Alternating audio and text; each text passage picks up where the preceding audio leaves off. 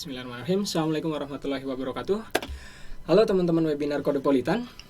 Seperti biasa pada malam hari ini, webinar Kodepolitan menghadirkan salah satu sosok yang expert di bidangnya. Nah, beliau adalah Mas Agus. Ya. Selamat malam Mas Agus. Hadir. Masih baru pertama ketemu kita Iya, baru pertama kali guys. Jadi agak gimana? Beliau ini founder dari Indoexploit, salah satu forum di Facebook ya Mas ya? Iya, di Facebook. Dengan member 33.000 yang tertera ya. yang tertera 33.000. Itu terbesar di Indonesia berarti? Belum tahu sih, kita Belum tahu ya. belum tahu. Oke, nanti Mas Agus akan menyampaikan materi tentang manfaat belajar security untuk web developer. Nah, sebelum ke materi, Mas Agus, saya akan informasikan bahwasannya saat ini Kodepolitan mempunyai kelas premium terbaru, yaitu terkait React.js. Nah, harganya akan naik di tanggal 19 April. Jadi buat teman-teman yang belum bergabung di kelas React.js Kodepolitan Premium ini, silahkan kepoin di websitenya premium.kodepolitan.com. Nah, bagi teman-teman juga yang ingin bergabung atau nantinya mencari informasi terkait Indoexploit, bisa langsung dikepoin di Facebooknya Indoexploit ya Mas ya. Iya. Nanti bisa join di sana dan bertemu dengan Mas Agus di sana. Oke, langsung saja mungkin Mas Agus perkenalan diri bagi teman-teman yang belum kenal. Ya, kenalkan, nama saya Agus THR. Saya salah satu pendiri dari Indoexploit, dari banyak admin yang ada.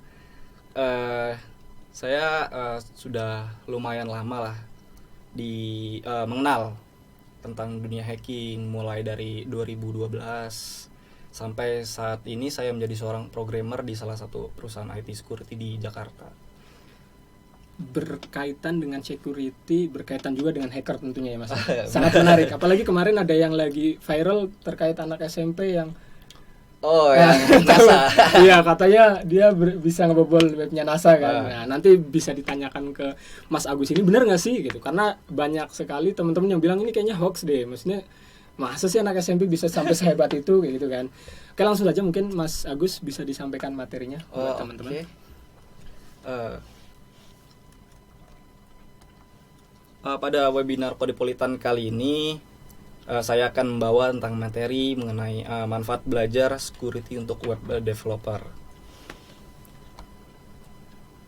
Ya, kembali perkenalkan, nama saya Agus THR. Saya adalah pendiri dari Indoexploit.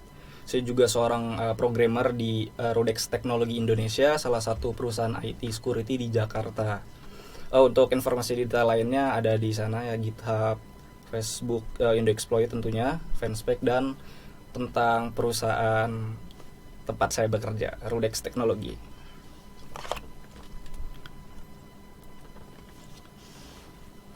Oke, pada agenda kali ini ini adalah basic sih ya, basic bagi para website developer yang baru mengenal tentang security itu seperti apa, kenapa kita harus paham tentang security khususnya pada aplikasi website.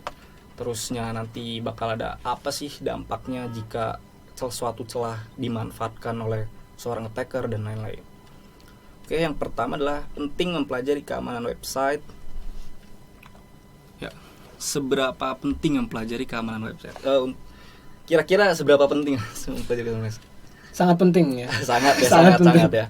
Dari banyaknya informasi-informasi yang ada di Google, bagaimana cara-cara hacker mengambil data-data yang ada, terus ada fatalnya dijual ya kan, itu sangat merugikan sih, khususnya perusahaan, dan juga bagi perusahaan yang mengalami hal ini pasti sangat-sangat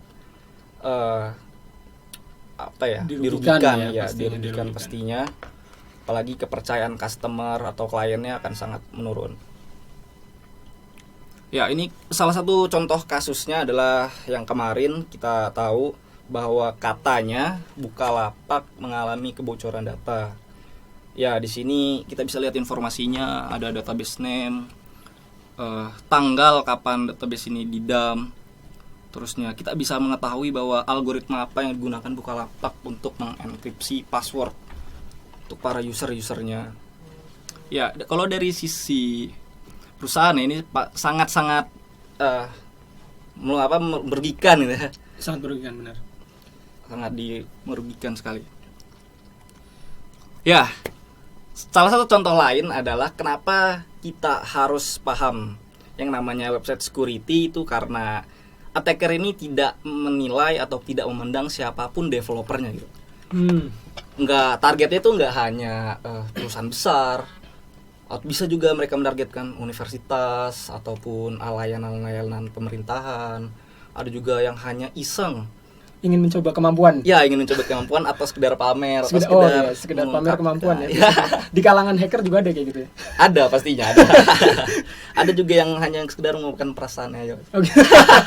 Ya kayak ini dia. Jadi sebenarnya salah satu attacker itu nggak memandang siapapun targetnya mereka, ya, karena kita nggak bisa menilai bahwa suatu hacker atau seorang hacker ini dia dendam kah, atau dia sangat memiliki database suatu perusahaan tersebut, atau hanya sekedar fun saja melepas penat gitu kan. Ya kita nggak tahu kan, kita nggak bisa langsung menilai di situ. Ya, penting pelajari keamanan website karena ketika kita mempelajari yang namanya keamanan website, sudah pastinya kita akan meninggalkan yang namanya dirty code gitu kan. Yang tadinya codingan kita berantakan, asal pakai aja, nggak tahu apa sih nanti bakal impactnya kalau kita pakai codingan seperti ini. Apakah akan membebani server, atau bahkan fatalnya lagi ini bisa dieksploitasi dan segala macam. Yang memahami tentang secure coding atau best practice-nya. Terus memahami tentang suatu celah keamanan aplikasi website. Jadi sebenarnya ketika kita baru saja memulai yang namanya membuat sebuah website gitu kan, mengikuti tutorial-tutorial yang ada di Google, itu di sana tidak langsung yang namanya dijelaskan bahwa kita harus mengamankan suatu parameter ini agar tidak terkena yang namanya serangan ini gitu. Dia asal dikasih aja contoh codingannya, kita copy. Lama-lama karena kita tidak memahami yang namanya website security ini, akhirnya codingan ini kita publish atau kita deploy ke production, kita siapkan agar orang-orang mulai mengunjungi situs kita. Padahal di sana mungkin ada celah yang namanya SQL injection, XSS ataupun yang lainnya. Ya, kita mempelajari keamanan website juga kita akan paham maksudnya dampak dari celah tersebut itu kemana gitu. Ya, misalkan seperti SQL injection, dampaknya adalah database bocor ke publik gitu kan.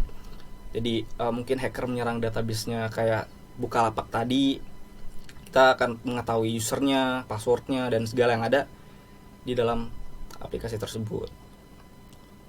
Ya, mencegah dari kemungkinan adanya serangan dari seorang hacker. Ya, pastinya ketika kita mempelajari keamanan website, kita juga akan mengamankan aplikasi yang sebelumnya kita buat tapi nggak ada keamanannya gitu kan. Ya, akhirnya hacker-hacker ini menjadi cari situs lain lah, ini kayaknya udah diamani nih gitu.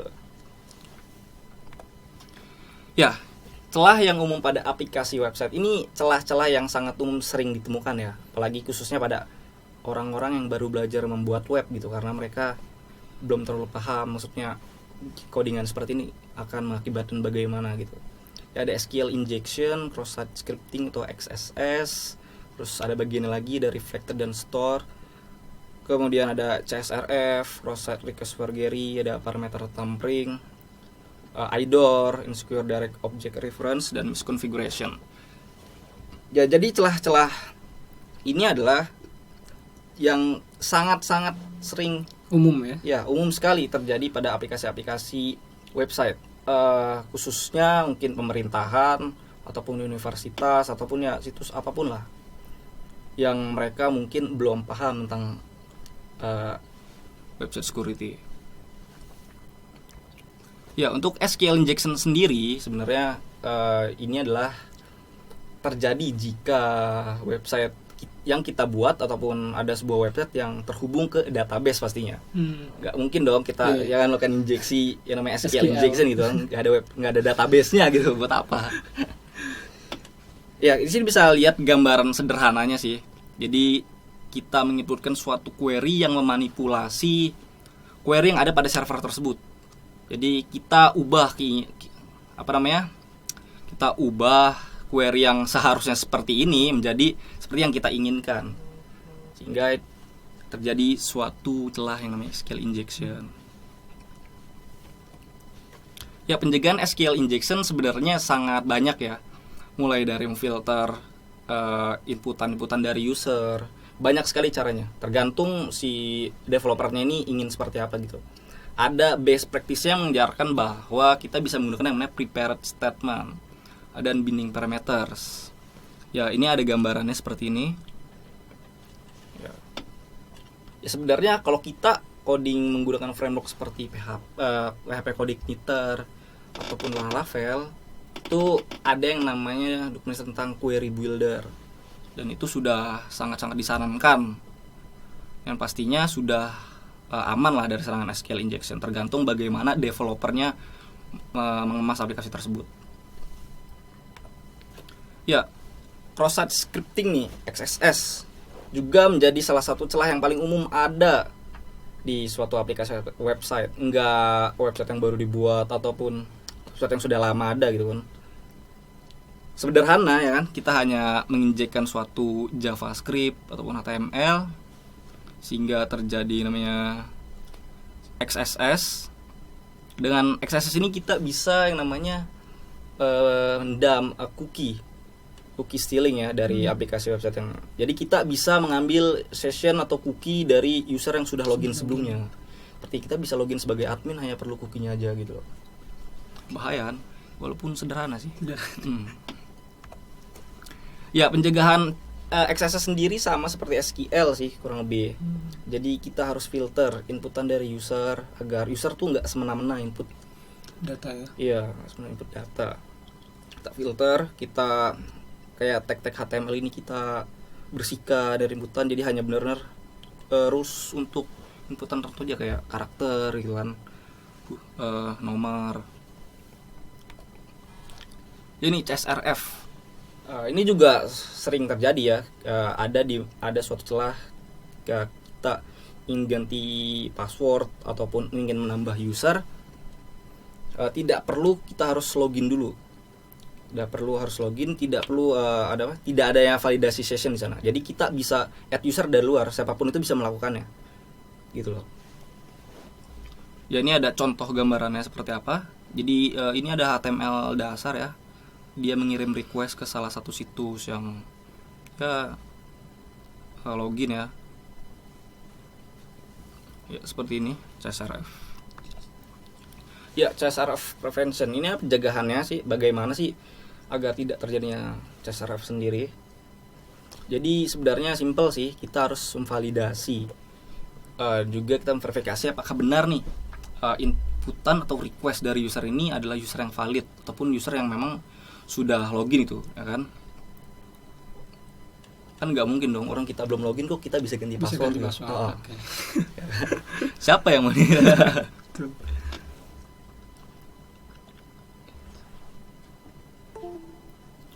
Ya, selanjutnya ada parameter tampering atau IDOR.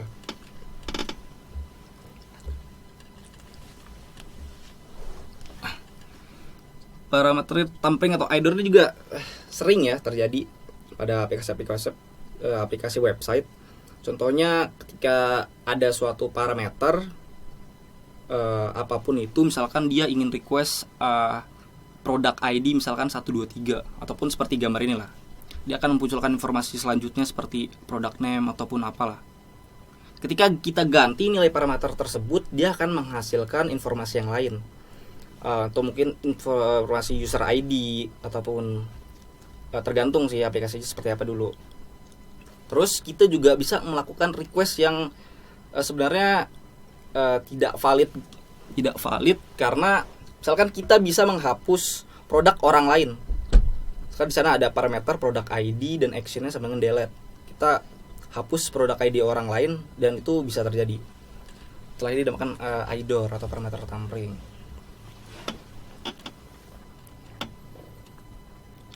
Ya, sederhananya parameter tampering ini bisa kita cegah dengan cara memvalidasi session tadi, apakah benar user ini yang valid dapat mengakses salah satu mungkin information tersebut ataupun yang lainnya. Terusnya ada authentication token.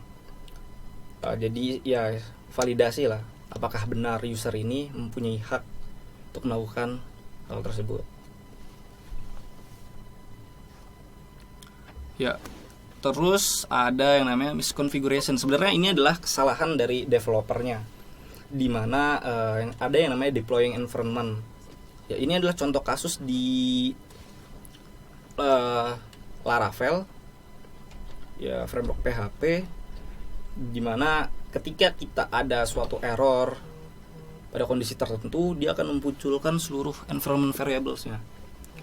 Application name, env-nya kelihatan. Terus di situ fatalnya lagi ada host, port, database, username, passwordnya.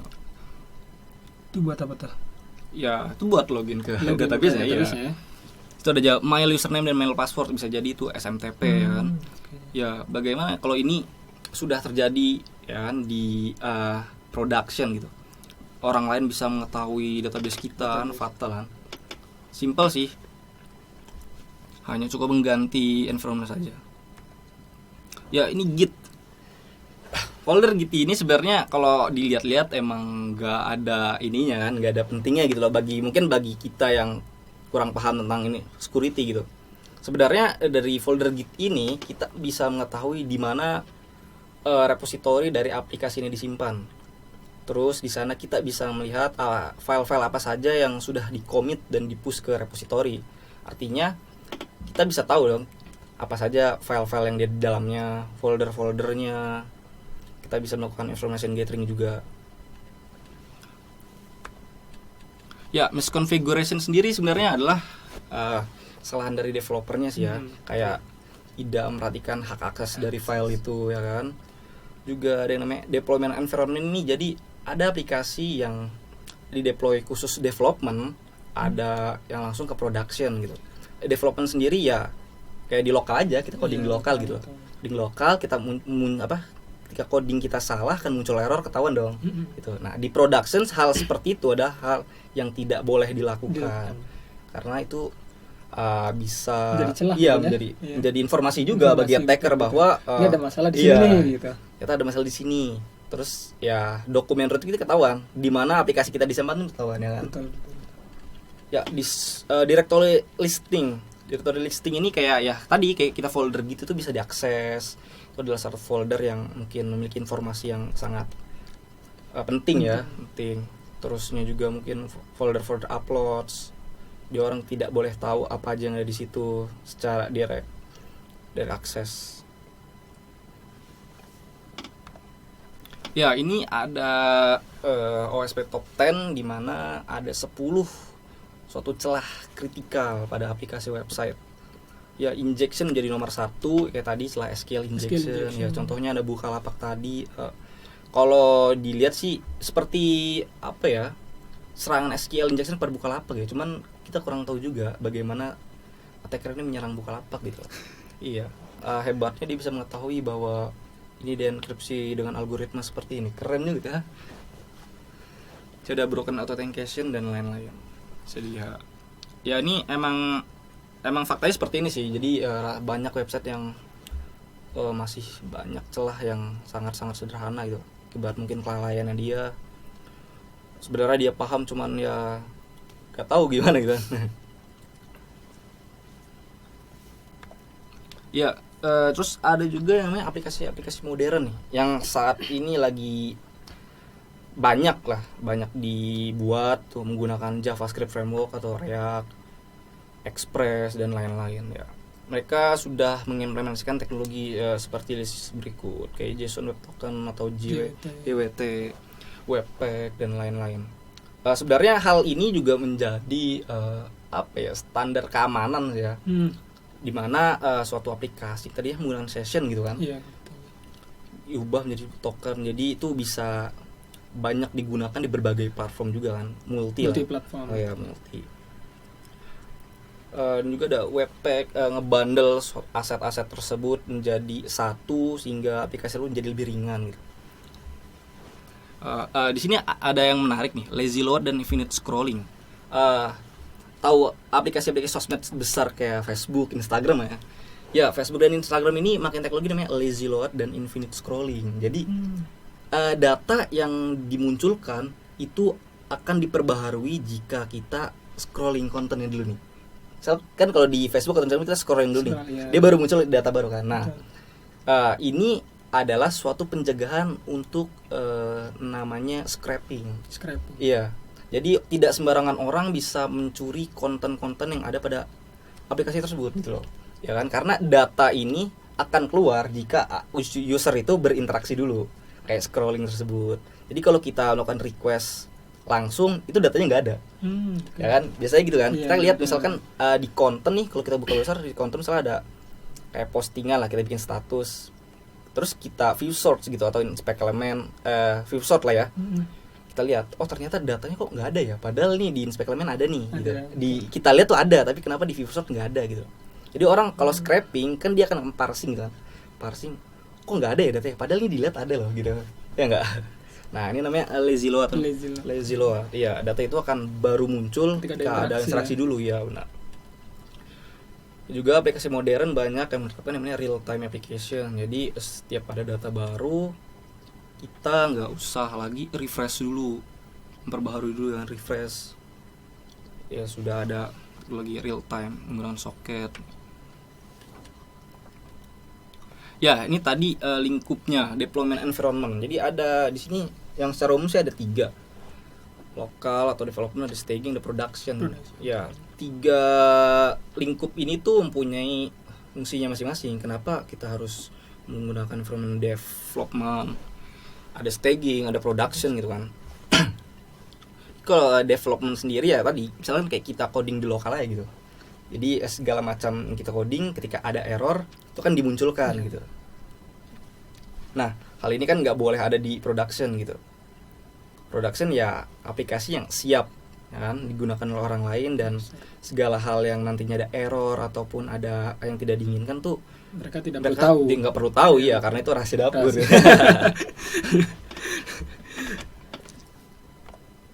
Ya oke, jadi kesimpulannya sederhana sih ya, bagaimana membangun sebuah aplikasi yang aman ketika kita mengikuti semua tentang security khususnya di aplikasi website, ataupun kita melihat tutorial-tutorial yang ada di Google atau YouTube, itu pasti mereka akan menyisipkan suatu kata yang namanya don't trust user input. Jangan percaya apapun yang diinput oleh user gitu loh, karena kita nggak tahu user ini adalah orang yang seperti apa. Apakah orang awam, apakah orang yang emang sudah expert gitu kan. Apakah memang mereka adalah orang-orang yang khusus untuk ngetes gitu. Ya kan? Ya, terus selalu validasi dan verifikasi permintaan user. Ya ini adalah untuk mencegah yang namanya IDOR dan parameter tampering tadi. Jadi ketika saya login sebagai user dan terus ada role admin juga di sana, dan ketika saya ingin mengakses suatu hal yang dimiliki admin itu tidak bisa karena tidak sesuai dengan tidak sesuai dengan credential saya gitu. Saya hanya sebagai user tapi kok bisa akses admin gitu. Beda sebenarnya nih sessionnya seperti ini, tokennya emang seperti ini gitu. Ya selalu terapkan yang namanya best practice ya. Bagaimana sih cara terbaik gitu loh ketika kita membuat suatu misalkan suatu function, suatu case lah, ya kan? Ya memang sebenarnya logika coding orang kan beda-beda gitu. Yang penting jalan lah ya. Tapi tetap ada yang namanya best practice, bagaimana penerapan terbaiknya. Ya, terus selalu update terhadap berita tentang information security atau infosec. Ya sebenarnya banyak ya situs-situs yang memberikan informasi-informasi ini. Cuman kadang orang tuh ada yang bilang, males bang bahasa Inggris, nggak ngerti gitu loh, ya nggak. Padahal di Google Translate ya. Ya sebenarnya seperti itu sih. Jadi kita tahu gitu loh apa perkembangan modern lah yang terbaru di dunia IT security. Misalkan ada kerentanan pada suatu service ataupun aplikasi, kita jadi tahu ternyata di sini ada suatu celah gitu. Terusnya kita juga bisa tahu kayak perusahaan-perusahaan sekelas Google kayak tadi NASA ya kan, diretas itu emang benar gitu adanya kan. Bagi mereka mungkin anggap masa sih sekelas Google pun bisa diretas, NASA pun diretas gitu. Padahal memang benar gitu. Cuman kan kita harus tetap paham dulu bagaimana sih kok bisa diretas gitu. Sebenarnya apa awal mulanya seperti apa ya kan, dan teknik seperti apa yang attacker gunakan ini untuk meretas tersebut. Dan juga yang namanya kayak meretas NASA tadi, saya kan baca informasinya kan, banyak yang komentar berbagai macam lah, katanya orang yang menyebarkan malware aja di penjara gitu. Maksudnya ini meretas NASA, bahkan NASA pun nggak blow up itu karena media-media Indonesia saja gitu loh. Sebenarnya gini loh, kan meretas itu nggak sesuatu yang selalu dilihat buruk lah. Kan ada yang namanya bug bounty gitu kan. Bug bounty bisa jadi si hacker ini melakukan reporting gitu kepada NASA bahwa di sini ada celah nih ya. Dengan itikat baiknya maksud iya NASA akan mencari dia ke Indonesia gitu loh, karena dia kan melaporkan ya kan, bukan kayak orang-orang yang tadi gitu, dia menyebarkan malware ke seluruh dunia, itu sudah jelas ilegal kan. Ya. Terus ya banyak sih kalau pengen tahu tentang dunia seperti itu kan, Bug bounty dan lain-lainnya, tata cara bagaimana sih melakukan pelaporan jika kita mengetahui suatu bug ya kan di aplikasi orang ataupun aplikasi yang kita targetkan gitu. Oh ya, satu lagi ada juga sih pada bilang gini ya kan, Bang Gima, saya kan ngelapor ke situs ini, saya kok nggak dapat bounty ya gitu loh. Apakah kira-kira saya udah berhak nggak sih dapat bounty gitu loh, biar saya nggak bingung nih Bang, saya ngelapor tapi kok nggak dapat apa-apa gitu kan. Betul. Ya kan banyak ya kan komentar seperti itu ya. Hal seperti itu sih ada tata caranya gitu loh. Ketika kita melakukan pentest ke suatu aplikasi gitu kan, suatu endpoint, itu tuh ada yang namanya scope gitu. Jadi jadi misalkan NASA mengadakan program bug bounty ya, NASA mengadakan program di situ NASA akan menjelaskan tata caranya, aturan-aturannya gitu kan, dan rewardnya atau hadiahnya itu. Ya tata caranya mungkin mereka akan memberitahu bahwa di mungkin IP atau URL ini saja yang hanya boleh dipentes gitu. Okay. Nah kan ada aturannya. Nah jika ada nantinya hacker ataupun bug hunter ya kan yang melakukan pentest dan berhasil menemukan bug tapi tidak ada di dalam scope tersebut, walaupun tetap dinyatakan bug itu valid, bug hunter ini tidak akan mendapatkan namanya reward atau hadiah karena itu di luar dari scope tersebut. Ya mungkin memang impact-nya tidak akan langsung menyentuh infrastrukturnya perusahaan tersebut gitu loh ya kan. Jadi ya wajar saja jika memang mereka nggak memberikan bounty karena memang itu tidak sesuai, tidak sesuai gitu, walaupun valid gitu. Valid betul. Nggak selamanya kita sebut oh iya bener ini kok valid kok tapi nggak dapat hadiah ya. Ya lihat dulu mereka itu gimana impactnya ke mereka gitu kan. Terus masalah bounty atau hadiah sebenarnya itu diserahkan kepada pihak perusahaannya. Kita nggak bisa maksa saya mau hadiah segini karena celah yang sedang dibutuhkan adalah sangat kritikal gitu. Nggak bisa, karena itu sudah masuk ke pemerasan dong ya kan. Iya ya kan. Tergantung lah perusahaannya ingin memberikan apa. Memberikan suatu hadiah berupa merchandise pun itu sudah bentuk apresiasi. Ya iya. Kan nggak hanya terima kasih ya gitu kan, sakit. Banyak lah hal-hal yang di luar sana mungkin banyak orang nggak percaya bahwa ini ada gitu. Mungkin mereka kayak kurang pengetahuannya juga terhadap IT security, ataupun ada yang hanya sebatas kayak apa ya, mungkin kayak trik-trik. Pernah lihat nggak user Facebook yang namanya aneh gitu? Pernah. Nah kalau kita sendiri ngelakuin mungkin nggak bisa kan ya, tapi kita bingung kenapa sih mereka bisa ngelakuin gitu loh kan. Terus mereka menganggap dirinya bahwa adalah mereka tuh saya nih hacker gitu, saya bisa bikin Facebook begini gitu. Ya mungkin pengetahuan mereka aja sampai situ saja, padahal sangat luas kan. Ya oke sih, paling itu saya sih untuk basic dari security website ya. Nggak, karena ini tujuannya kan kita mengedukasi ya, memperkenalkan sebenarnya codingan yang kita buat nih aman nggak sih gitu loh, dan sebenarnya dampaknya itu apa gitu kepada aplikasi yang nanti kita buat, apakah sangat dampak fatal atau kritikal atau bagaimana, dan nanti kita bisa tahu gitu. Oke. materinya tadi udah dijelaskan sama Mas Agus, cukup menarik ya teman-teman. Jadi buat teman-teman yang penasaran terkait security pada web developer ini, bisa menanyakan langsung di kolom pertanyaan. Untuk teman-teman di kolom pertanyaan YouTube bisa langsung di situ, nanti saya akan bacakan pertanyaan dari teman-teman. Untuk teman-teman Kodepolitan Premium bisa menanyakan via Telegram ya. Nanti saya akan baca juga di sana. Kemudian saya akan langsung tanyakan ke Mas Agus ini. Tapi sebelum teman-teman pertanyaan dari teman-teman ajukan, saya penasaran nih Mas Agus. Ada pertanyaan yang saya gali dari Mas Agus nih. Awal mula Indoexploit itu bisa jadi terkenal tuh gimana sih? Sebenarnya Indoexploit ini awalnya itu bukan suatu komunitas ya. Indoexploit itu adalah suatu keinginan saya dan salah satu teman saya sih. Pada saat itu masih sangat awam lah, baru banget gitu masuk dunia hacking ya kan. Tahun berapa itu kira-kira? 2012 sebenarnya. Keinginannya tuh sekitar 2012-2013. Cuman baru bisa kebentuk di 2014 kayaknya. Forumnya itu 2014 atau emang 2012 bukan, sudah ada? 2014 itu masih awalnya hanya sebatas web tools. Web Ya, tools. Indoexploit itu bukan komunitas awalnya, bukan, tapi web tools. Jadi waktu itu kan saya lagi senang-senangnya hacking ya kan. Saya juga baru nyentuh yang namanya HTML, CSS gitu kan. Bahkan PHP pun hanya sebatas copy paste dari orang gitu kan. Saya bikin suatu web tools di mana web ini memudahkan para attacker-attacker ini untuk menyerang gitu. Karena emang senang di situ kan, wah seru nih kan bikin kayak ginian.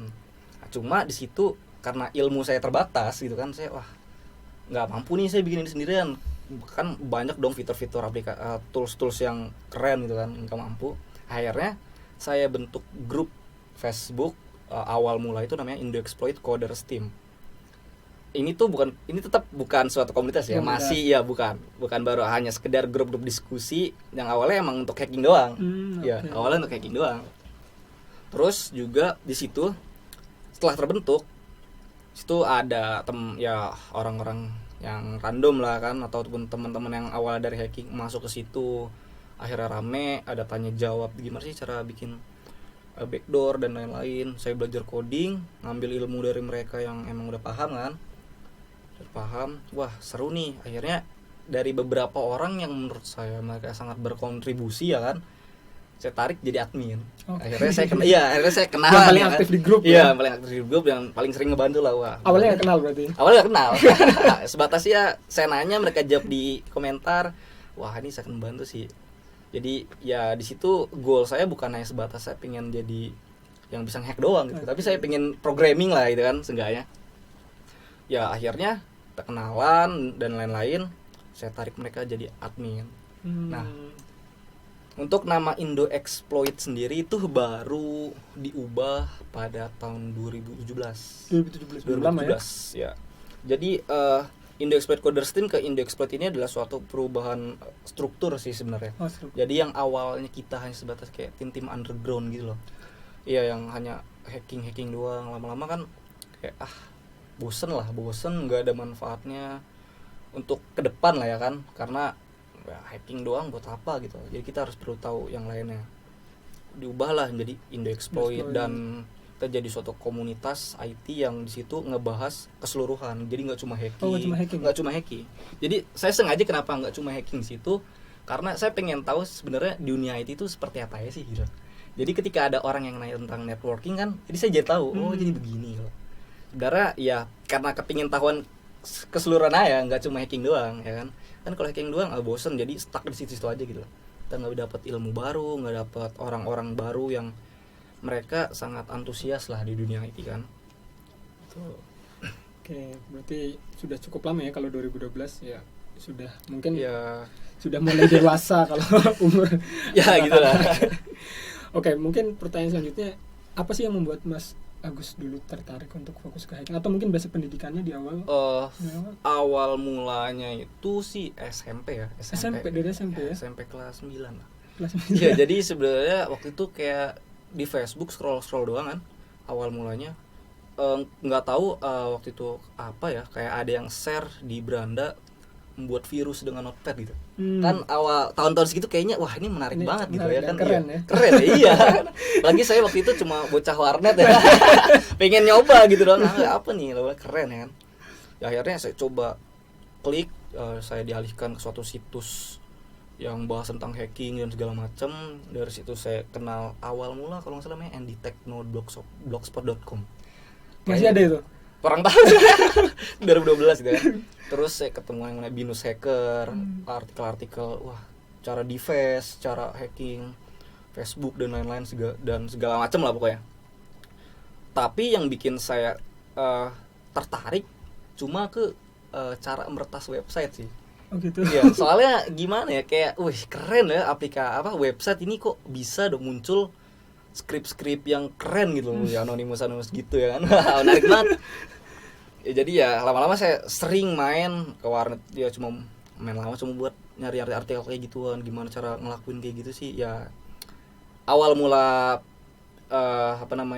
ke dunia itu ya kayak gitu sih. Awal mulanya hacking, karena hacking ini suatu yang keren sih, walaupun di mata orang banyak hacking ilegal kan, suatu hal yang wah ini negatif banget hacking. Dunia gelap. Ya dunia gelap lah, underground gitu kan. Dunia kayak tindakan-tindakan yang merugikan lah. Tapi sebenarnya kalau kita ingin tahu ya gimana ya, nggak selamanya hacking itu tuh ilegal gitu. Jadi dari hacking tuh kita tahu bagaimana cara meretas dan bagaimana cara memperbaiki. Ya enggak? Oke, betul. Saya sendiri sih ya kayak gitu. Saya sendiri awalnya hanya tahu meretas doang gitu. Belum bisa. Bahkan programming saya nggak tahu gitu. Iya, Waktu jadi awal meretas programmer belum nggak tahu. Jadi harus saya ikutin tutor aja. Tutor, woi. Oh begini. Lama-lama saya mencari tahu, wah ada codingan-codingan tertentu gitu. Caranya begini ya. Udah lama-lama di 2014 baru fokus yang namanya programming sih, walaupun HTML CSS doang lah. HTML CSS PHP lah. Itu paling mentok PHP tuh. Sampai sekarang atau udah? Oh enggak, sekarang udah naik. Naik level lah. Oke, berarti dari SMP ya? Ya dari Jadi, SMP sih. Karena rasa keingintahuan yang tinggi ya, jadi mengeksplor. Oke, pertanyaan selanjutnya nih, pengalaman hack yang paling diingat nggak? Atau pernah menghack berapa website mungkin? Wah, pengalaman hacking banyak sih ya. Oke. Banyak ya, sebenarnya yang saya lakuin tuh hanya sebatas have fun lah ya kan, have fun.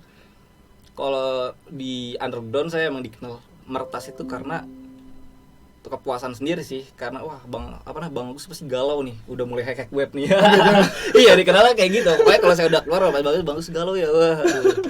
Ya memang kayak tujuannya untuk mengelas penat, nggak ada maksud tujuan karena wih saya ngack ini saya mau curi datanya saya jual, enggak.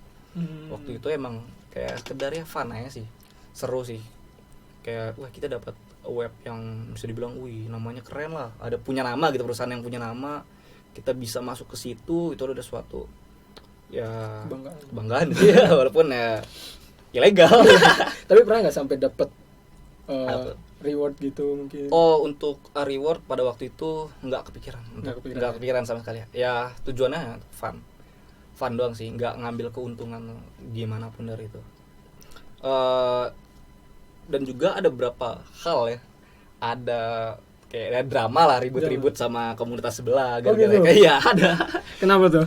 Ya itu juga salah satu yang bikin Indo Exploit namanya naik sih. Ya gitu. Jadi waktu itu kasusnya sama meme komik Indonesia. Menarik. Kasusnya itu karena awalnya iseng ya, waktu itu malam kalau nggak salah, saya coba ke meme komik lah, iseng pokoknya iseng kan, nggak ada maksud dan tujuan ingin merendahkan atau menjatuhkan itu kan, iseng ya. Ternyata setelah saya analisa, saya mencari informasi dan lain-lain, wah saya ada kemungkinan saya bisa melakukan hacking ke meme komik nih, ya kan. Setelah benar, saya ya show off lah ya kan namanya. Pengen cari nama gitu. Ya kan, show off. Ya terus meme komik ngeluarin meme gitu kan, meme ya kan, yang nyatain kalau tindakan itu hoax itu nggak bener apaan orang aplikasinya baik-baik aja gitu kan. Ya kasar kan kayak gitu kan. Wah, saya sendiri gimana gitu kan, kayak wah ini nantang ini merasa tertantang ya. Akhirnya drama, akhirnya Indo Exploit yang awalnya grup terbuka, karena drama itu menjadi grup tertutup karena untuk mengantisipasi adanya ya orang-orang toksik jadi gabung ke situ hanya untuk ya ingin tahu, ya, penasaran atau bikin ribut enggak sih, kali. bikin ribut Bikin lah, bikin ribut ribut, ngebully, toksik lah, bad words dan lain-lain. Sebenarnya itu sih. Ya dan banyak kasus lagi sih ya. Sebenarnya itu tujuannya untuk have fun, untuk ya mencurahkan kata-kata sih. Jadi awal mula booming dari situ ya. Kalau mau bullying ya itu jadi yang bikin indeks naik juga. Naik juga sih. Oke, pertanyaan selanjutnya nih. Untuk belajar tentang security ini nih, baiknya mempelajari bahasa pemrograman apa kira-kira? Sebenarnya ini ya mempelajari security itu bukan hanya menjadi patokan bahasa program apa yang harus dipelajari untuk belajar security, tapi ketika ada suatu orang yang dia misalkan bisa Python ataupun PHP ataupun Ruby dan lain-lain, itu mereka juga wajib lah kan mempelajari security-nya dari aplikasi tersebut, dari bahasa program tersebut lah. Jadi poinnya itu bukan sesuai pertanyaan tadi lah, maksudnya bukan bahasa programan apa, tapi setiap bahasa programan itu pasti ada yang namanya best practice-nya, cara mengamankannya gitu kan. Ya nggak hanya di PHP yang banyak bug, tapi ya dimanapun ada gitu. Tergantung bagaimana developer mengemas aplikasinya gitu loh. Kembali lagi ke developernya sih, soalnya emang programmer yang memang sudah expert kan, ya mungkin dia mempunyai kualitas aplikasi yang baik dibanding programmer yang hanya baru belajar gitu, sudah advance tapi belum paham security pun gimana ya gitu kan. Misalkan kita sudah buat aplikasi yang sudah sangat besar lah, tapi mereka secara security nggak paham, jadi yang penting aplikasinya jalan ya. Banyak bikin aplikasi, akhirnya ketika aplikasi ini disengin atau dijailin orang-orang yang kayak gitu, hacker lah segala macam, mereka kewalahan. Kok bisa ya gitu kan, bingung sendiri, kok bisa sih aplikasi kita diretas, gimana caranya gitu. Nah, itu pentingnya mungkin. Tapi kalau bagi pemula gimana dong? Semisal dia lagi belajar atau mungkin bekerja di suatu perusahaan, dia pemula nih kan, belum tahu bagaimana sih menjaga keamanan sebuah web kayak gitu kan. Itu baiknya gimana tuh? Sebenarnya ya kalau misalkan kita ingin tahu gimana sih caranya mengamankan aplikasi tersebut, ya pastinya mereka harus bisa coding dong. Iya nggak? Mereka harus bisa coding dulu, dan baru dari situ mereka belajar mengamankan aplikasi yang dia buat gitu. Nggak bisa mereka nggak paham coding nih. Mereka misalkan hanya tahu tag aja lah, tapi ingin ikut ambil bagian, saya juga pengen dong nge-patch bugnya, tapi saya nggak bisa coding, gimana kan, ya gimana gitu.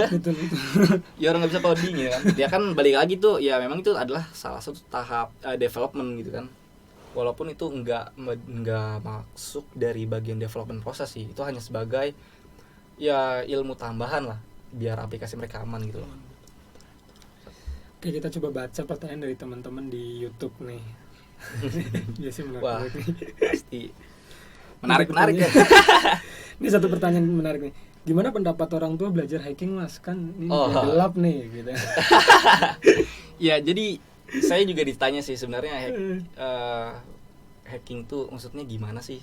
Bahkan waktu kasus NASA itu ditanyain, ini kok gimana sih kok NASA bisa diretas gitu loh, dan lain-lain, itu orang tua pasti nanya gitu kan. Karena saya ya di bagian IT, mereka pasti mikirnya kayak gitu kan. Wah, pasti kamu ini hack yang hacking yang ilegal gitu ya. Simple sih cara ngejelasinnya gimana ke orang tua gitu. Maksudnya ya dari hacking ini ya kita belajar bagaimana cara mengamankan aplikasi gitu, nggak cuma ngerusak lah. Terus kita ya anggap aja hacking ini juga menjadi bagian dari belajar IT lah gitu kan. Walaupun ada orang yang memang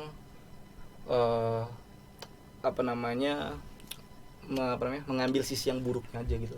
Orang yang sengaja belajar hacking yang memang untuk ilegal, pencurian dan lain-lain gitu kan. Tapi kan kita nggak bisa bilang hacking bakal menjadi suatu individunya bakal jadi buruk semua gitu, nggak bisa gitu. Tergantung individunya sendiri bagaimana mereka mencerna suatu artikel yang dia baca, suatu informasi yang dia serap, tergantung individunya sih. Ya misalkan orang tua bilang, ini gimana kamu lakuin hal-hal ilegal ya, hacking gitu, atau mungkin kepikiran pernah buat kejahatan gitu. Nggak ada sih, udah nggak ada. Oh dulu berarti fun sih. Nggak ada sih, sekarang ya udah berhenti sih. Ya jadi ketika bilang ya udah, kita itu bagian dari proses belajar sih. Gitu. Oke. Ini pertanyaan lagi nih, agak ke teknis. Cara cepat menemukan bug port hasil port scanning katanya. Jadi port scanning ya. Port scanning ini kan cari tahu dalam suatu dalam suatu misalkan IP gitu kan. Ada port berapa saja yang terbuka gitu. Port ini kan berhubungan yang namanya service gitu kan. Terus pasti di situ nanti ada mungkin ada FTP, terusnya ada juga SSH, ada IMAP dan lain-lain ya kan. Sebenarnya kalau untuk sekarang ini sangat jarang sih celah-celah pada service. Ada tapi sudah jarang. Malah untuk saat ini celah-celah itu lebih banyak kepada sisi aplikasinya, bukan sisi servicenya ya.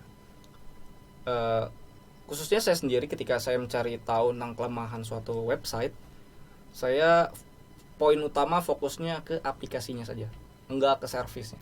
Karena saya tahu bahwa udah ya susah gitu kan cari kentalan pada servis. Ada sih sebenarnya, tapi ya udah nggak banyak. Udah banyak perbaikan pada servis. Tapi bisa juga pakai tools kayak Nmap gitu kan. Ada scriptnya juga buat mencari tahu bahwa servis ini rentan terhadap serangan apa gitu. Tadi juga ada yang bilang bahwasanya emang masih ada ya zaman sekarang web yang terkena SQL injection katanya. Sebenarnya ya banyak. Masih banyak ya? Banyak sekali, banyak. Kasus-kasus serupa kayak Bukalapak tadi yang bisa dibilang kayak SQL lah bentuknya, dia bisa tahu usernya dan lain-lain kan. Di situs pemerintahan sih khususnya, dan situs universitas ataupun situs sekolah banyak sekali serangan SQL, celah-celah SQL injection di sana. Banyak sekali. Balik lagi kepada sisi developernya sendiri sih, mereka bagaimana mereka membuat aplikasi tersebut ya kan. Apakah mereka membuatnya dengan cara native ataupun mengikuti framework kayak CodeIgniter, Laravel yang sudah sesuai standar lah, bahwa aplikasi yang dibuat dengan framework ini sudah aman gitu loh. Itu balik lagi ke developernya sih. Kalau untuk pertanyaan ada atau enggak, ada. Masih banyak banget. Masih banyak. Cuma yang bakal jadi kendalanya nanti adalah bahwa sekarang tuh password sudah disimpan ke database dengan algoritma enkripsi yang enkriptnya itu udah sama mungkin sih. Jadi nggak cuma MD5, nggak cuma SH1 dan sebagainya. Mereka menambahkan yang salt, ya random lah. Udah bukan password yang mudah ditebak lagi. Oke, berkaitan dengan tadi framework CI ini, ada yang nanya juga nih, gimana sih apakah menggunakan framework CI itu sudah menjamin keamanan dari web kita gitu kan, sudah sesuai dengan standar katanya? Frameworknya sendiri sudah pastinya menjamin bahwa aplikasi yang dibuat dengan framework tersebut sudah aman, tuh pasti developernya sudah sangat menjamin. Balik lagi kepada developernya ini paham nggak implementasi security pada framework tersebut. Ya kan di dokumentasi frameworknya pun sudah ada kan security class ataupun dan lain-lain itu sudah ada. Bagaimana cara menggunakan query builder kan. Saya pernah nemuin kasus di mana ada aplikasi yang dibuat dari CodeIgniter, tapi database-nya dia menggunakan codingan natif. Jadi dia nulis sendiri MySQL query, MySQL connect, padahal mereka pakai CodeIgniter. Iya, padahal sudah ada. Nah, itu kan berarti yang disalahkan bukan frameworknya, tapi orangnya yang buat, ya enggak? Dokumentasi sudah jelaskan secara detail bla bla bla begini. Ya, balik lagi. Oke, seperti itu. Jadi ya kalau sesuai dengan dokumentasi mungkin ya sudah aman. Mereka sudah sangat menjamin pasti aman. Oke, ini ada pertanyaan lagi nih dari Akbar. Saya masih bingung mengenai penyerangan XXE katanya Bang. Bisa jelasin lagi nggak ya? Serangan XXE ya, XML Eternity. Ya itulah, lupa panjangnya. Serangan XML itu sendiri sih karena apa ya? Kurang apa sih namanya? Parsing dari XML itu sendiri sih. Dari ya balik lagi itu dari user input ya. User input di mana si user ini bisa meng-request file XML yang mereka sudah siapkan gitu. Apa di situ ada mereka bisa ngebaca lokal filenya. ya kan. Sebenarnya untuk celah ini bisa dibilang jarang sih, ada walaupun tapi jarang, mungkin banyak di situs-situs besar ya. Kalau dilihat dari write-up yang ada sih tentang bagaimana peretasan XML dan lain-lain itu jarang, tapi tetap ada, dan rata-rata di situs-situs besar sih. Saya sendiri kurang belum coba juga sih tentang XSS ini, karena memang live targetnya sangat minim gitu. Live target dalam artian live target yang ya sederhananya lah gitu, masih bingung juga kan sederhananya, dan rata-rata itu di situs-situs besar gitu. Ya harus memiliki pemahaman tentang XML juga sih. Kalau yang umum biasanya pada WP pada umumnya biasanya apa masalah itu? Ya itu tadi kayak tadi, kalau WP pada umumnya mungkin sekedar SQL injection, XSS dan lain-lain. Untuk XML jarang sih. Walaupun dia masuk ke dalam top 10, tapi dia nggak bisa dibilang bahwa celah ini adalah celah umum, karena hampir dari beberapa live target gitu setelah XSS ini jarang ditemukan gitu. Oke. Ini ada yang nanya lagi nih. Mas jelasin dong yang dimaksud dengan bug rebank exploit apa tuh? Apa? Rebank exploit katanya. Ini jokes ini, aduh astaga yang nanya. Ini jokes ya, jangan forum ya. Bang Exploit itu jokes sih dari teman saya yang sering dicengin. Jangan dianggap serius. Berarti dia anggota ini ya, forum nih. Dia teman nih. Sekedar jokes saja, candaan sih. Ada lagi nih. Apa saja tipe dari serangan SQL injection selain error based SQL injection bang katanya? Tipe serangannya banyak ya, ada time based blind, boolean based blind, error based, union based, itu banyak sih ya cara-caranya. Tipe-tipenya banyak. Ya kalau tadi berdasarkan namanya kayak boolean based blind itu datanya tuh tidak langsung ketahuan, tidak langsung muncul lah saat kita melakukan injeksi pada parameter tersebut. Misalkan kita melakukan injeksi dengan query seperti ini, munculnya error, tapi query seperti ini munculnya bener nih, artikelnya muncul lagi gitu. Itu ke blind SQL injection. Jadi memang ada suatu teknik dimana untuk mencari tahu lah bagaimana injeksi ini masuk atau enggak, itu kita lihat dari query yang kita inputkan dan juga respons dari server yang diberikan itu seperti apa. Kalau blind tadi ini buta ya, blind, jadi nggak terlihat secara langsung bahwa injeksi ini benar masuk atau enggak gitu. Jadi emang harus perlu pemahaman tentang SQL juga sih. Lebih banyak ya? Banyak tipenya, banyak kok. Nggak, jadi SQL injection sendiri ini kan nggak cuma sekedar di MySQL gitu. Ada PostgreSQL, Oracle ya kan, dan lain-lain banyak. Oke, ini ada pertanyaan lagi nih, Bang. Biasa untuk pentest tool yang dipakai apa? Pentest tool sendiri kalau saya make ada beberapa sih tools, dan tujuannya sendiri itu beda-beda ya. Untuk saya melakukan yang namanya scanning folder, directory scanning dan lain-lain, itu saya pakai namanya OWASP Open Door. Open Door ya, itu buat lakukan files and directory scanning, karena menurut saya aplikasi ini sudah sangat powerful sih. Terusnya untuk melakukan SQL injection tadi, itu saya pakai SQL map sih. Terus untuk mencari tahu informasi pada domain ini memiliki subdomain apa aja, itu saya pakai sublister atau knock.py ya. Knock.py ya. Untuk automation kayak Akunetics itu dan lain-lain saya nggak pakai sih. Saya lebih ke pentest yang harus melihat fisik webnya secara manual sih. Jarang lah pakai kayak Akunetics, Nessus dan lain-lain, jarang. Malah hampir nggak pernah sih. Nggak pernah, paling sekali 2 kali udah. Karena resultnya itu kurang memuaskan. Karena dia bisa memunculkan informasi yang begini, tapi cara kita nyerang impactnya tuh pun ya nggak ada gitu ya. Jadi kita mending lihat manual sih, tools tadi hanya untuk membantu untuk information gathering aja, mencari informasi dan clue lainnya. Tapi lebih ininya manual ya. Lebih ya manual sih, eksploitasinya lebih Lebih manual. manual. Oke, seperti itu. Ini ada pertanyaan lagi nih dari forum nih. Bang, abang butuh berapa waktu bisa jadi hacking expert katanya pada saat ini? Kalau untuk disebut hacking expert sih enggak ya. Suka Nggak, merendah nggak memang. banget, nggak. Saya bukan seorang yang expert, bukan seorang yang profesional, cuma ya bisa bilang saya hanya paham aja, nggak bisa dibilang kalau expert ya mungkin saya udah ikut kayak black hat dan enggak, bukan expert sih. Sebenarnya saya hanya memahami bahwa oh begini cara kerjanya dan begini cara mungkin melakukan eksploitasinya gitu doang sih. Untuk waktunya sih ya hanya ngikutin alurnya sih. Awal mula kan tadi 2012 ya. 2012. Sampai saat ini sih.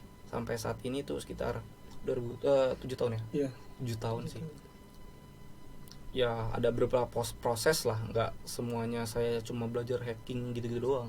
Ada saya belajar tentang development gitu kan, saya yang pastinya ya saya harus paham membuatnya dulu lah, membuat aplikasinya seperti ini dan flow-nya seperti ini, dan di situ baru tahu cara melakukan peretasannya seperti ini gitu.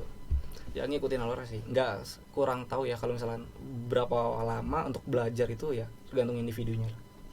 Pernah nggak sempat pengen nyerah gitu belajar? Sempat pengen nyerah sih Udahlah, ini ada apa ya, sih, gitu. ada ya sempat pengen Pernah nyerah, ya? ada pernah. Tapi itu menjadi apa ya, semangat sih, karena orang lain pun bisa, kenapa kita enggak gitu kan. Sekarang ini kan lagi modern web application gitu ya, dia bikin pakai JS framework gitu kan, yang mungkin kita cari tahu di Google ataupun YouTube, cara meretas aplikasi JavaScript ini sangat susah gitu. Ya saya sendiri memang belum mampu untuk melakukan itu, tapi ada kemauan di mana ada orang yang mampu meriset sampai sejauh ini, dan saya menjadi sangat tertarik gimana orang ini bisa tahu gitu. Itu jadi dorongan ya, walaupun sampai saat ini saya memang masih belum bisa melakukan testing terhadap application JavaScript sih, kayak ya pakai React, pakai Angular, pakai Vue dan lain-lain belum. Cuma ya hanya sebatas sampai ya paling PHP application sih. Oke, nih ada pertanyaan selanjutnya nih di forum. Gimana kalau gini mas, misal seorang jago dia nge-device pakai metode apapun tapi nggak bisa coding, nah menurut mas gimana nih? Orang yang bisa device tapi nggak bisa coding ya.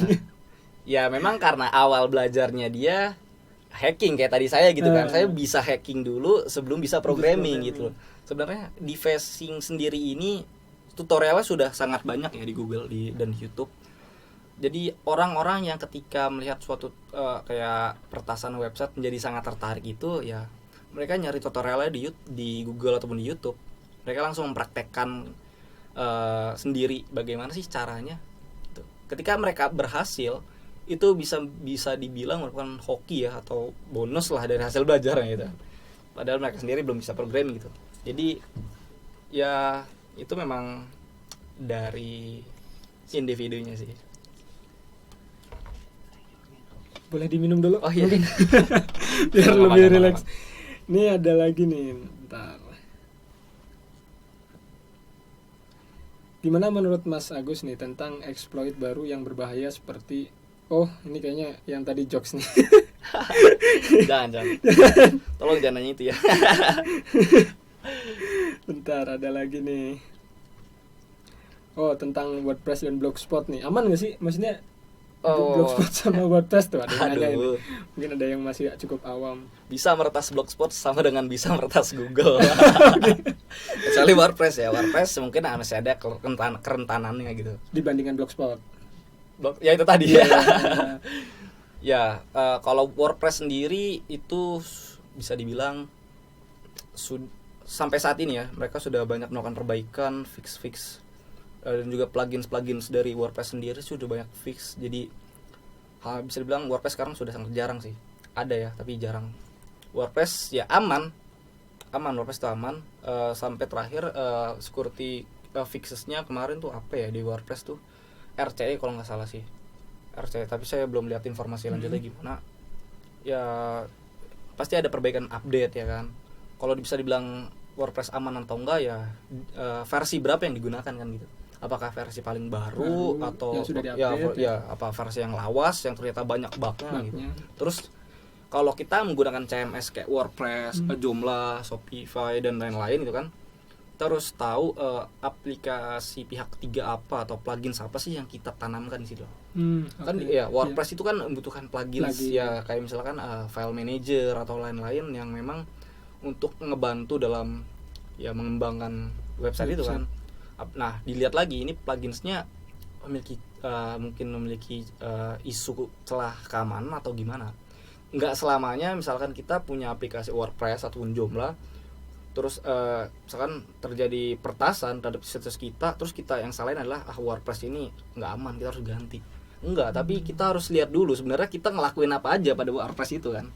Mungkinkah kita pakai tema yang null, maksudnya tema yang sudah di otak-atik hacker yang sengaja gitu kan, mereka sengaja menanamkan backdoor gitu buat ya keuntungannya mereka sendiri. Dan juga ada plugin sama sih, jadi ada beberapa attacker yang melakukan penanaman backdoor di tema, plugins dan lain-lain, itu sudah banyak di-download banyak orang. Jadi kita nggak bisa nyalahin CMS-nya, nggak bisa. Tetap aja kita harus lihat dulu kita sejauh mana yang kita lakukan pada aplikasi tersebut gitu. Ada lagi nih pertanyaan. Risk click jacking katanya, seberapa parah bang? Click jacking ya, click jacking ini juga celah yang lumayan sih, celah yang lumayan fatal lah, dimana kita seperti dimanipulasi. Misalkan ada suatu tampilan ya kan, entah itu apapun, disuruh ngeklik-klik dan lain-lain, tiba-tiba saat kita klik ini mengirimkan request ke hal yang tidak kita ketahui gitu loh. Requestnya ini entah itu hapus akun pribadi kita, entah itu melakukan proses pembayaran yang tidak kita ketahui atau apalah, itu kan bisa aja terjadi gitu. Cuman dalam real case-nya click jacking ini tidak sering dari kayak tadi SQL, XSS dan lain-lain sih. Jadi intinya kita coba kita sebagai korban dialihkan di mana di belakang layarnya ada suatu proses yang ternyata kita nggak tahu apa yang di request itu, entah itu merugikan kita ataupun bagaimana, kita nggak tahu. Jacking. Tentunya orang yang melakukan itu berarti mempunyai kepentingan untuk mengambil data. Iya benar. Tentunya orang itu mempunyai kepentingan untuk mencoba melakukan informasi kita, mengambil informasi kita, atau mungkin kayak payment tadi kita input kredit card dan lain-lain, ternyata di belakangnya kasusnya kayak gitu di Indonesia. Kasus seperti itu ada sih. Waktu itu ya teman saya bikin tutor bagaimana click jacking terjadi sih. Ada kasusnya. Oke. Kita lanjut lagi nih, minum dulu aja Mas. Biar lebih kering ya. Biar cair ya.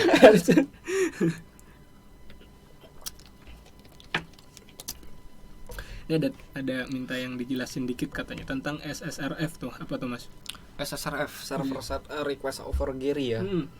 Ya sama sih. SSRF ini sama kayak CSRF, bukan. Sama kayak XXE tadi. Real case-nya tuh hampir jarang ditemukan. Gitu loh. Real case hampir jarang ditemukan. Cuman fatalnya SSRF ini bisa langsung berimbas kepada servernya langsung. Jadi misalkan kita ada suatu celah SSRF, kita bisa langsung melakukan komen di situ, komen sel di situ. Bisa langsung mengambil alih si server tersebut. Cuman dalam real case-nya SSRF ini sendiri jarang sih. Jarang ya? Iya jarang. Kan pasti ada suatu fungsi kenapa sih SSRF bisa terjadi gitu. Iya. Jarang sih real case-nya. Itu kesalahannya biasanya sama developer atau kayaknya sih ada suatu fungsi yang melakukan itu sih. Ada suatu fungsi di mana fungsi ini tuh akan melakukan trigger kepada mungkin RCE sih, RCE atau code injection dan lain-lain, ataupun melakukan transaksi ke protokol mana dan lain-lain sih. Cuman real case-nya jarang sih, nggak begitu besar lah kayak SQL dan lain-lain. Requestnya ya Mas? Iya benar. Karena SSRF sendiri terjadi pada suatu kondisi tertentu aja. Misalkan kayak ada suatu situs yang mengambil konten dari situs lain dan di parameter itu mungkin masukin URL gitu loh, masukin URL situs yang dimaksud. Nah di situ kita melakukan kita requestnya ke localhost port misalkan 22, dan dia langsung memunculkan informasi versi SS yang dipakai.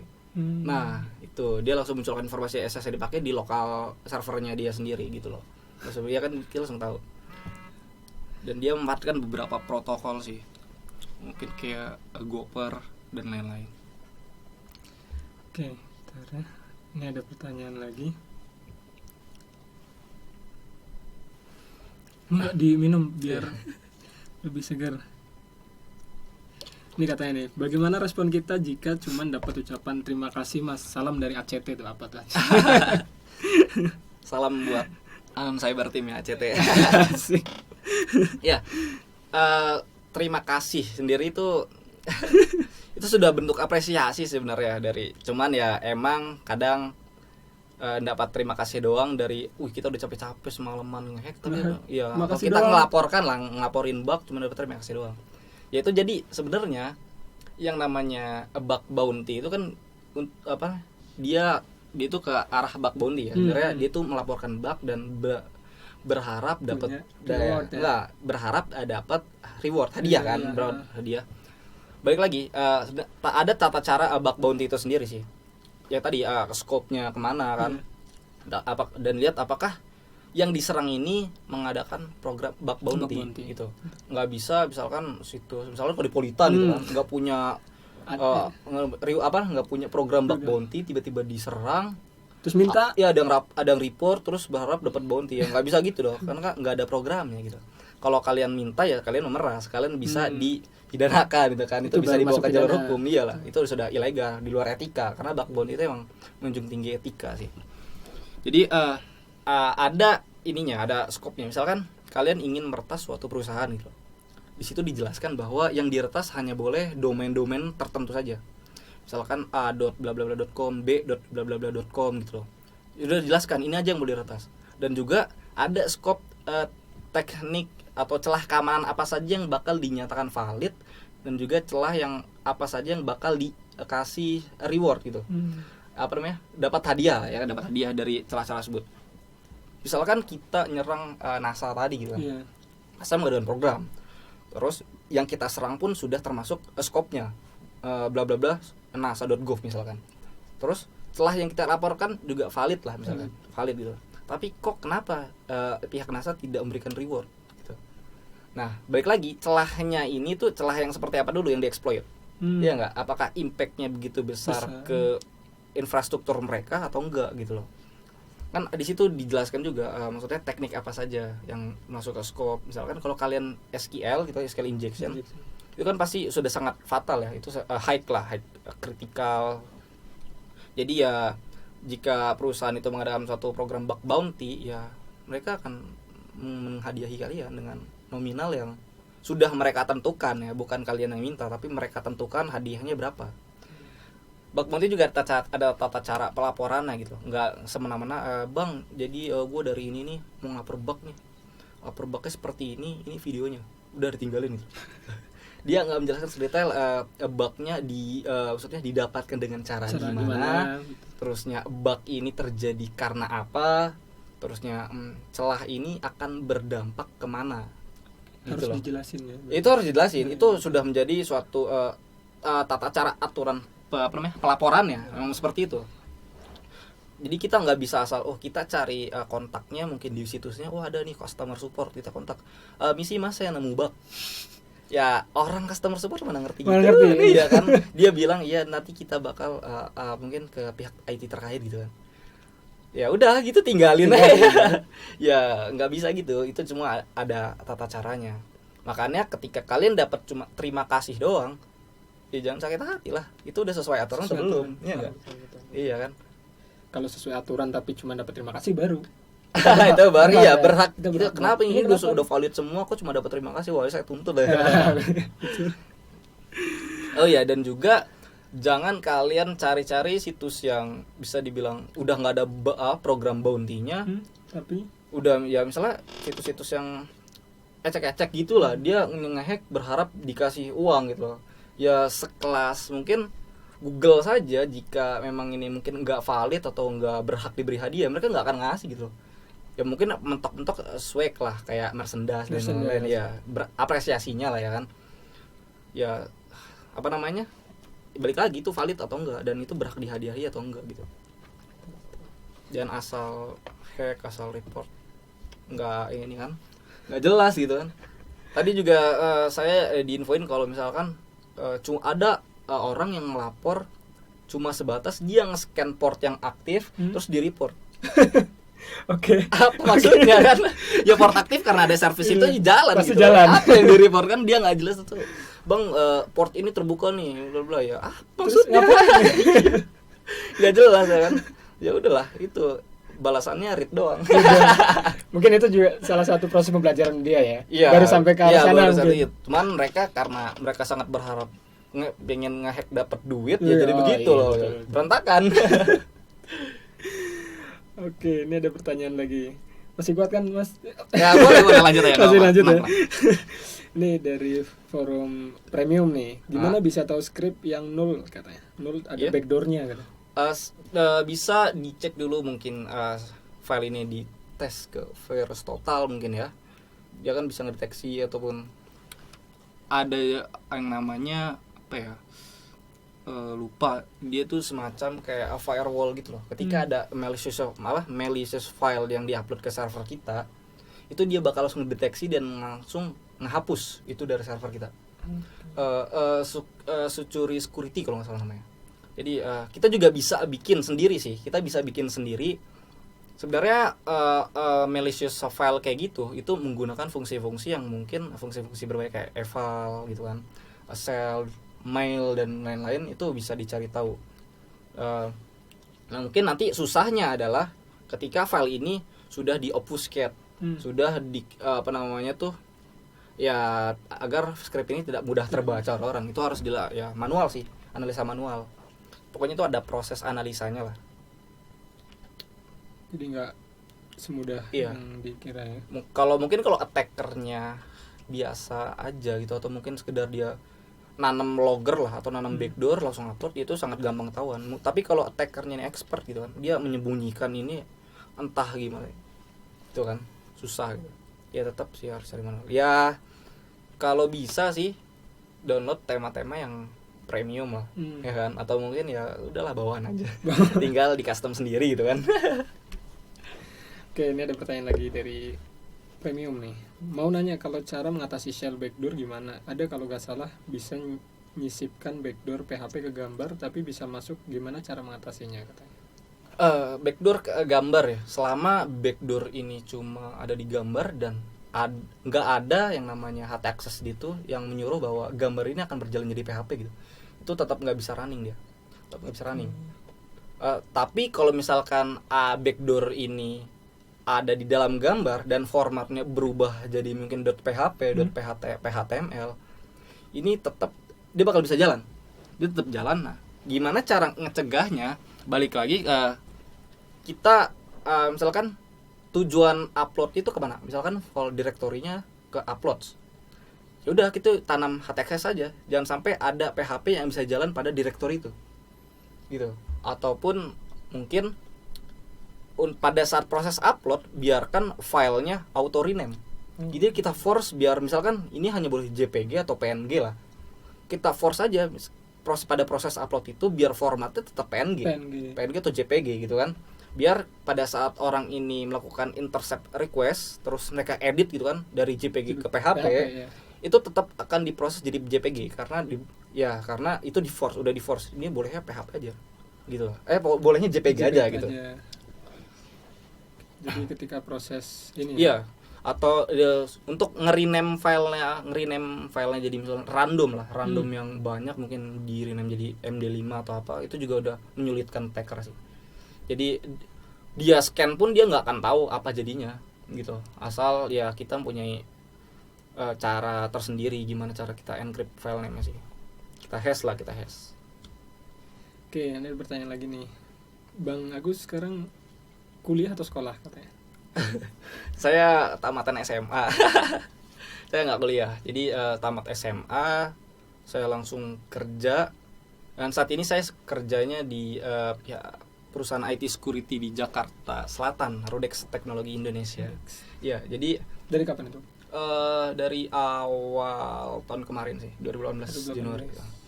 Itu pokoknya ilmu saya yang dapatnya tuh dari komunitas, dari forum-forum komunitas lain, Google, YouTube, terusnya Untuk pengalaman banyak sih di komunitas sih, dan juga sekarang ini ilmu baru dan pengetahuan baru tuh banyak dari kantor sih. Di kantor Ya soalnya saya jadi tahu loh, maksudnya real case-nya IT security dan tantangannya di dunia IT security itu seperti apa, itu dari kantor semua. Ya banyak, jadi saya banyak tahu lah, oh ternyata begini sih. Berarti belajarnya juga di kantor ya? Sambil belajar di kantor, sambil memahami oh ternyata di dunia IT security itu yang dibutuhkan tuh seperti ini gitu. Yang selama kita di komunitas nggak kita dapatkan, di kantor jadi tahu oh ternyata IT security itu butuh hal yang seperti ini gitu, butuh suatu inovasi yang seperti ini gitu. Dan itu bisa dibagikan ke forum juga berarti sama Mas Oh Agus? tergantung. Mahal nih. Mahal ilmunya. Tergantung. Jadi saya ya pintar-pintar ngebagi suatu ilmu aja. Jadi kalau emang ilmu ini hanya memang dikhususkan pada keperluan perusahaan, saya keep. Saya tahu etikanya gitu kan, saya keep. Dan ketika emang hal ini harus perlu dipublikasikan, ya saya share. Oh begini loh, begini caranya gitu. Gitu sih. Teman-teman di luar juga Ya tambah ya. Ya nggak cuma saya sih, paling ya hampir semua orang pasti begitu dong. Mereka akan bagikan pengetahuan yang harus dibagikan aja gitu. Ini ada yang nanya lagi nih, Bang lu pakai Linux or Windows katanya? Lama pakai Windows. Pakai Linux tuh cuma beberapa saat aja sih. Untuk saat ini pakai Mac. Naik level ya. Sebenarnya kalau masalah OS sih itu tergantung kepuasan sendiri sih, atau kenyamanan sendiri lah. Tapi kalau emang untuk keperluan pentest, Linux lebih enak sih, lebih oke. Tapi kalau saya sendiri ya pakai Windows karena emang kebutuhan banyak di Windows lah.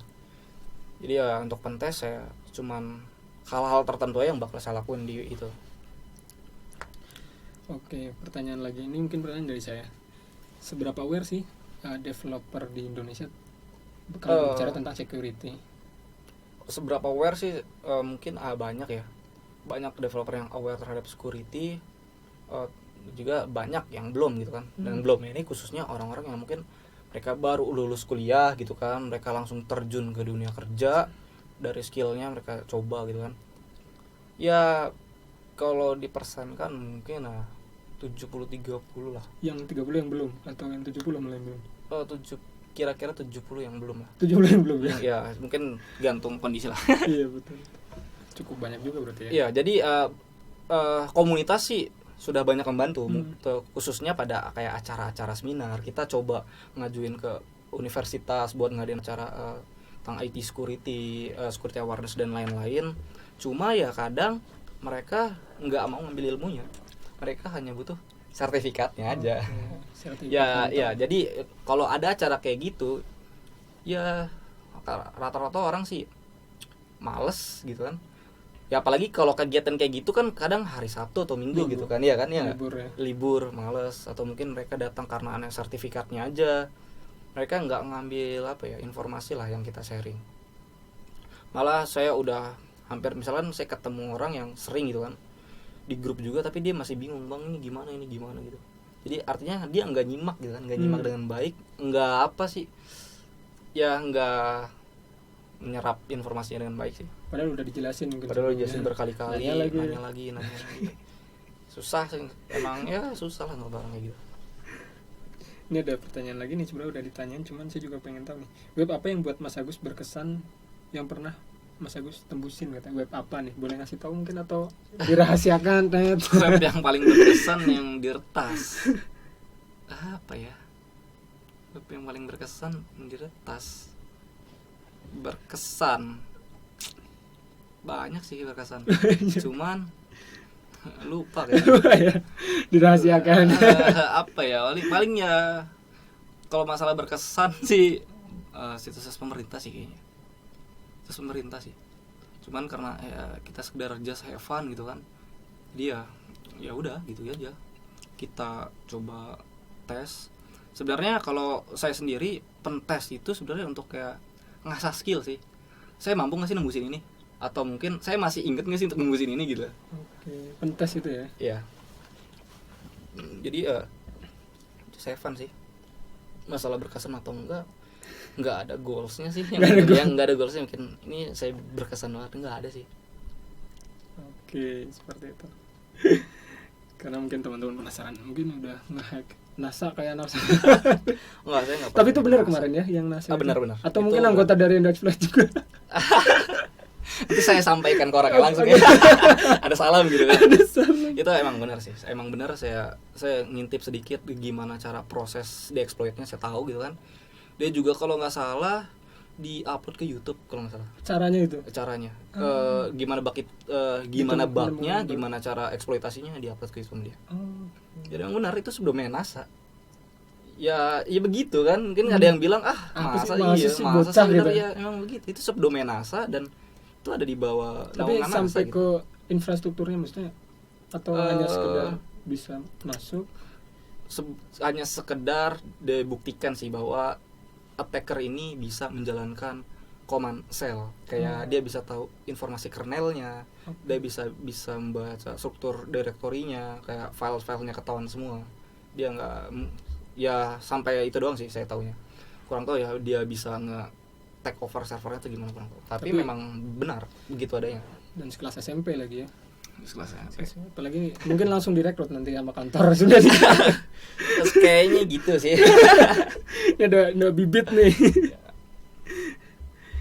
Ini ada yang nanya lagi di YouTube nih. Mungkin 3 pertanyaan lagi nih Mas. Reverse engineering itu apa Mas katanya? Nanya ini. Reverse engineering-nya ya gini aja deh. Misalkan ini ada botol ya, reverse engineering. Ini botol ini kita bongkar lah, kita otak-atik bagaimana botol ini tercipta gitu. Atau misalkan kita dapat makanan yang enak gitu kan, kita cari tahu apa sih resepnya gitu ya. Reverse engineering proses membongkar ya. Suatu aplikasi ataupun software gitu, terus mencari tahu cara membuatnya. Iya, kita memahami cara flow bagaimana aplikasinya bekerja, kita memahami flow bagaimana mereka coding di situ kan, dicari tahu cara-cara. Proses reverse engineering sendiri sih digunakan untuk lebih ke menganalisa suatu program, bagaimana cara kerja. Di situ prosesnya ngapain aja, apakah software tersebut terindikasi adanya malware ataupun dan lain-lain. Untuk itu sih. Untuk reverse engineering sendiri prosesnya bisa saya bilang sangat rumit untuk dipahami pemula. Khususnya saya sih ya. Cuman nggak tahu yang lain, mungkin ada yang bisa langsung nangkap ya. Cuman memang reverse engineering sendiri ini suatu pelajaran yang sangat rumit. Cukup rumit untuk pemula. Untuk pemula cukup rumit. Atau mungkin ada dasarnya harus. Dasarnya ada pasti ya. Cuman karena mungkin dia langsung berinteraksi dengan low level programming kayak C atau middle level kayak C++ dan lain-lain. Dan juga paling sering ditemukan nanti adanya bahasa mesin dan lain-lain ya kan. Itu yang buat rumit sih. Jadi karena orang-orang sekarang kan ketika belajar bahasa program langsung dijejelin yang namanya high level programming. PHP, Ruby yang sintaksnya sudah sangat mudah dipahami sih. Ketika dia belajar yang membongkar sangat-sangat dalam lah dasar bagaimana proses interaksi dari source code ke mesin terjadi itu. Ya sangat rumitnya sih di situ. Terus ada yang nanya lagi nih. Ada fitur baru di multi handler katanya pada MSF console. Dia nanya ada nggak fitur baru? Fitur baru di mana? Di multi handler katanya MSF. Saya nggak bisa jawab karena saya tidak pakai Metasploit. Saya bukan pengguna Metasploit dan bukan hacker yang pakai Metasploit. Saya kurang tahu soalnya. Silakan dicek sendiri aja. Ya mungkin cari tahu aja informasi tentang model-model apa aja yang terbaru di Metasploit sih. Siap. Nanya nih, situs hacking pemula dong Mas katanya. Share dong katanya. Situs hacking pemula sebenarnya. Kali ya. Iya sih. Situs hacking pemula sih banyak ya. Bagaimana mereka ngajarin cara khususnya sih device ya. Karena memang teman-teman saya rata-rata ya devicer. Jadi mungkin hackingnya ya lebih ke peretasan website, tutorial ya, di website sih. Ya rajin nyimak di grup Indo Exploit aja. Oke. Join dulu. Join dulu aja. Oke, ini pertanyaan terakhir ya, karena waktunya sudah cukup.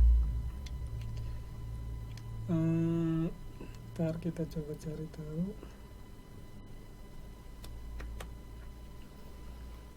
Ini deh, kita pilih yang celah apa yang sering ada di website pemerintahan tuh, ada yang nanya lagi kan. Yang sering. ada di website pemerintahan adalah SQL injection. SQL injection sih sangat banyak sekali. Malah kemarin ada teman saya yang report ke BSSN celah di situs KPU yang sangat fatal sekali SQL. Jadi ya bayangkan bagaimana KPU database-nya jebol gitu kan. Dia report ke BSSN dapat sertifikat sih. Ya sampai sekarang kerentanan di pemerintah terdapat di SQL injection sih. SQL injection. Ya, SQL injection paling sering ditemuin di situs pemerintah. Dan juga ada case di mana di situs pemerintah tersebut ada login admin gitu kan. Kita bisa langsung masuk tanpa harus masukkan user dan password. Ya, gitulah. Jadi ada sebuah proses di mana dia tidak cara baik menghandle yang namanya session tadi. Jadi apakah user ini udah login atau belum nih? Sudah lempar atau redirect-kan dia ke halaman login. Tapi di situ ada suatu sedikit yang dia lupakan untuk jadi ketika proses ini sudah selesai dilakukan dia harus melakukan exit. Jadi agar source setelahnya itu tidak akan dibaca. Tapi orang ini developer ini tuh enggak melakukan itu. Jadi tetap aja misalkan sudah di-redirect gitu kan. Tapi kalau misalnya kita jalankan di konsol gitu, dia nggak akan redirect kemana-mana dong, ya nggak? Betul. Script setelahnya tetap akan terbaca. Jadi kita bisa login sebagai admin tanpa harus user dan password. Di situs pemerintahan banyak sih kayak gitu. Masih banyak ya. Masih banyak. Berbahaya juga ya. Karena data-datanya kan data-data ya penting buat ya kan. Penting. SQL terusnya tadi itu no redirect sih sebutannya. Terus juga file upload juga masih sering ada ya di situs pemerintahan. Tahun berapa 2015 ataupun 2016 saya nemuin celah di situs Kominfo. Situ beritanya sudah heboh sih mungkin ya, itu udah beberapa tahun yang lalu lah. Yang kasus situs Kominfo diretas dumas.kominfo, tahu? Pernah dengar ya? Iya, waktu bulan puasa itu kan. Jadi saya nemuin suatu celah di situs itu. Cuma karena pada saat itu yang namanya reporting bug itu masih sangat minim cara-caranya kan, informasi sangat minim, jadi saya yang lakuin ya just for fun. Jadi ya setelah dilakuin tinggalkan gitu lah, ya enggak. Ya jadi kasusnya ini udah banyak beritanya di Google ya, gimana Dumas.Kominfo ini diretas. Jadi ada suatu form upload. Dumas kan layanan masyarakat gitulah, pengaduan masyarakat. Dia ada upload kalau nggak salah foto apa gitu ya, upload foto. Di situ sudah sangat tertera jelas hanya diperbolehkan JPG, JPEG, PNG. Tapi ketika saya upload file PHP, dia tanpa ada validasi apapun masuk file. Ya, dan juga foldernya itu bisa di-scan. Jadi foldernya di-scan terus nggak ada namanya kelihatan sih di listingnya kelihatan. Ternyata file-file ini kan file-file yang sudah diupload tuh kelihatan semua, ketahuan semua. Ternyata file backdoor saya ada di situ. Saya akses lah langsung, ternyata bisa. Itu tahun berapa saya lupa sih, itu udah lama banget. Ya udah, saya akhirnya karena goal saya adalah just for fun gitu kan, nggak ada maksud apa-apa. Saya coba ubah halaman awal-awal dan bisa gitu. Ya maksudnya kalau dilihat dari proses eksploitasi tersebut ya kan, kita bisa lihat bahwa di situ hanya dijelaskan tentang ini boleh diuploadnya cuma JPG, tapi kenapa bisa? Ya kan kenapa bisa? Ya entah teledor atau mungkin developernya kurang paham ya apa gimana juga saya nggak tahu. Ya emang begitu adanya sih. File upload juga masih sering terjadi di situs pemerintahan. Khususnya yang situs-situs yang mengelola berkas-berkas ya, kayak ya tadi file manager tadi. Seperti itulah. Ya mungkin situs pemerintahan harus bekerja sama dengan Indoexploit untuk menjamin keamanan. Ininya ya, SDM-nya harus lebih diajarkan atau dikembangkan lah SDM-nya untuk mengetahui informasi tentang keamanan aplikasi sih. Betul. SDM-nya harus join dengan Indoexploit juga. Enggak harus Indoexploit. Masih banyak yang penting mereka memahami tentang apa aja gitu di dunia aplikasi security. Gitu sih. Oke, karena sudah jam segini, udah jam 9 nih. Mungkin ini deh dari Mas Agus nih, harapannya apa sih untuk teman-teman hacker di Indonesia gitu? Sebenarnya harapan saya sih apa ya harapan nih untuk teman-teman yang mungkin baru mengenal dunia development ya, khususnya website, aplikasi website. Ya kalau bisa jangan hanya fokus terhadap developmentnya aja gitu. Apa ya? Maksudnya bikin jadi selesai gitu ya. Tapi kita harus paham juga bagaimana mengamankan aplikasinya tersebut sih. Untuk teman-teman yang lain yang mungkin teman-teman saya di dunia underground gitu ya, tentang komunitas-komunitas hacking dan lain-lain jadi jangan sampai lah hacking ini dimanfaatkan sebagai hal yang hanya sekedar ingin negatifnya aja lah. Banyak sekali pembelajaran dari yang namanya hacking tersebut. Ya itu akan ngebawa kalian ke masa depan kalian. Mungkin kalau misalkan kalian pengen jadi programmer bisa, kalian pengen jadi seorang researcher dan lain-lain ya bisa, asalkan prosesnya itu tuh benar-benar ditekunin gitu. Nggak cuma just for fun ya, hacking dia ngeretas web pamer begitu terus sampai dia nggak sadar kalau misalkan proses ini sangat penting untuk masa depan dia. Mungkin kayak oh iya programmer ternyata begini ya, harus naik level ya. Iya harus naik level pastinya, nggak hanya sekedar just for fun yang nggak ada manfaatnya gitu. Ya walaupun sama-sama kita dulu pernah jadi seorang yang black hat gitu ya kan. Iya orang-orang yang main ilegal, yang hacking dan sebagainya. Cuman ya lama-lama kita jadi seorang yang tahu lah, mungkin banyak sekali aplikasi-aplikasi di Indonesia yang ternyata kurang aware lah terhadap security-nya sendiri sih. Jadi ya harapannya itu sih. Jadi ya keamanan aplikasi website ini penting ya. Cuman nggak cuma website aja, yang lain mungkin mobile, IoT dan lain-lain itu juga penting dipelajari sih. Ya balik lagi, jangan anggap ketika kalian dengar hacking adalah suatu yang wah negatif nih. Ini sudah menyalahi aturan atau bla bla bla. Tapi coba gali lebih dalam lagi atau mungkin ketika kalian lihat ada suatu artikel ataupun ada seorang researcher gitu bisa mengetahui kerentanan suatu service yang bisa dibilang nggak kepikiran gitu gimana cara ngolahnya kan, itu ya jadiin goals kalian lah. Kalian kalian bisa nih kayak gini, tapi ubah dulu pola mindsetnya, jangan hacking just gitu doang lah. Harus naik level. Ya harus naik level sih. Oke, seperti itu teman-teman. Sangat menarik pembahasan pada malam hari ini karena saya berhadapan dengan seorang hacker. dulu. Nggak bukan hacker, saya biasa aja lah. Sekarang sudah beralih ya untuk kehidupannya lebih baik. Dan fokus untuk sharingnya sih. Iya, betul. Soalnya kalau dulu itu di forum-forum sama-sama komunitas underground itu mereka mengedepankan yang namanya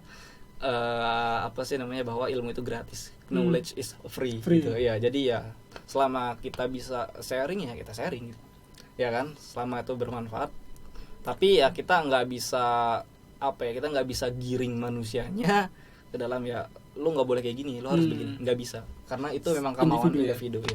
Jadi ketika ada seminar yang bahas mengenai hacking, ya kita ketika ada orang bilang bahwa seminar ini mengajarkan tentang tindakan yang ilegal yang nggak semuanya begituan gitu, pasti pesertanya ada juga yang ingin tahu, oh ternyata begini loh orang bisa meretas sistem saya, ternyata saya harus lebih baik lagi dari dia gitu.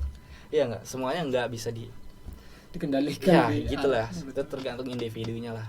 Pasti ada gelap ada putihnya gitu, nggak selamanya hitam terus kan, kecuali panas-panasan. Betul itu. Oke, terima kasih Mas Agus sudah berbagi informasi yang cukup menarik di Kodepolitan. Sukses terus ke depannya. Amin. Terima kasih juga buat teman-teman yang setia dengan webinar Kodepolitan. Mohon maaf karena cukup terlambat ini tadi ada kesalahan teknis. Jadi cukup terlambat dari jadwal. Saya mau salam-salam boleh ya? Boleh. Jadi saya mau salam-salam nih ke teman-teman komunitas sama ya yang saling support lah ya kan. Teman-teman komunitas dari ACT tadi, non cyber team, saya juga mungkin misalnya ada zerobyte.id, teman-teman saya di dunia IT yang saling sharing tentang gimana caranya fix suatu problem gitu. Saya juga mau terima kasih buat PT Rudex Teknologi Indonesia yang sudah mensupport saya. Luar biasa. Terima kasih. Ini anggota Indexploit juga yang apa? Yang tadi itu teman-teman. Iya, mereka ya semuanya jadi bagian Indexploit yang aktif. Jadi kalau misalkan jadi kalau misalkan kita ada kegiatan, mereka ikut bantu gitu kan. Ketika mereka punya kegiatan ya kita sama-sama saling ikut gitu loh sih, jadi bagian saling support juga sih ya. Karena Ya awal kita sama-sama dari komunitas underground yang random gitu. Kita kenal juga cuma di Facebook, kita nggak pernah ketemu sebelumnya. Nah dengan adanya komunitas sekarang yang mungkin terbuka kayak sekarang ini, kita jadi tahu, oh lu yang sering ngebully ya, oh lu yang di Facebook diem aja tapi nggak taunya banyak ilmunya kan gitu kan. Kita jadi tahu orang-orang itu seperti apa sih. Jadi ya makin nambah teman sih. Oke, seperti itu teman-teman, cukup menarik banget pembahasan malam hari ini. Nanti di webinar selanjutnya Kodepolitan pasti akan menghadirkan sosok-sosok yang cukup menginspirasi seperti Mas Agus ini. Jadi tunggu saja di webinar selanjutnya. Dan bagi teman-teman yang belum bergabung atau ikut serta di kelas premium React.js yang terbaru dari Kodepolitan, silahkan kepoin di premium.kodepolitan.com. Dan bagi teman-teman yang ingin belajar terkait security, bisa join di Indoexploit di Facebook ya. Iya, Indoexploit hanya ada di Facebook saja. Jadi grupnya itu fb.com/Indoexploit.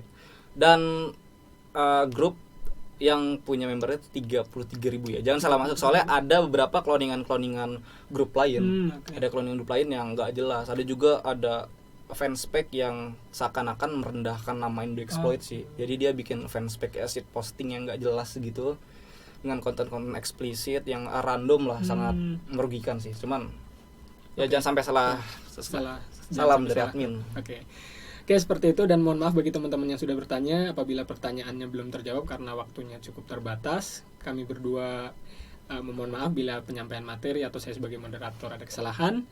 Saya Koko Muhammad dan Mas Agus Setia R. pamit undur diri dari webinar Kodepolitan. Cukup sekian. Assalamualaikum warahmatullahi wabarakatuh.